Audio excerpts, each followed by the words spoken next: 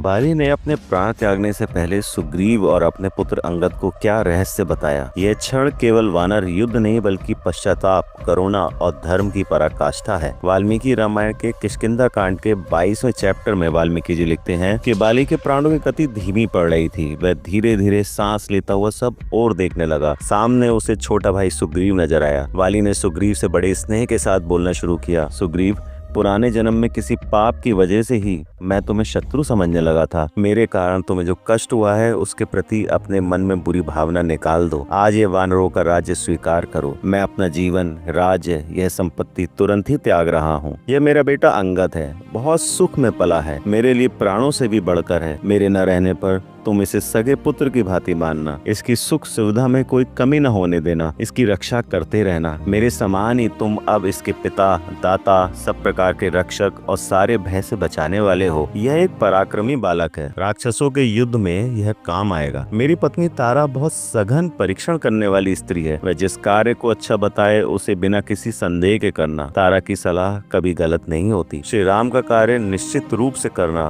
और मेरे गले में जो यह सोने की दिव्य माला है, इसे तुरंत धारण कर लो, क्योंकि मेरी मृत्यु के बाद इसमें जो स्थिर लक्ष्मी का वास है वह नष्ट हो जाएगा। वाली की बातें सुनकर सुग्रीव के मन में अपने भाई के प्रति जो क्रोध था वह समाप्त हो गया। अब वह उसे अपने बड़े भाई की तरह समझने लगे। फिर वाली ने अंगद से कहा कि देश काल को समझो बेटा, जो सदा सुग्रीव की आज्ञा के अधीन रहो। उनके शत्रुओं का साथ मत दो, जो उनके मित्र न हो उनसे कभी मत मिलो, और इनकी कार्य साधना में लगे रहो। ऐसा कहकर वाली के प्राण उसके शरीर को छोड़कर चल दिए। वाली की मृत्यु हो जाने पर सभी वानर जोर जोर से रोने लगे और तारा और अंगद वाली के शरीर से लिपटकर वहीं पड़े रहे।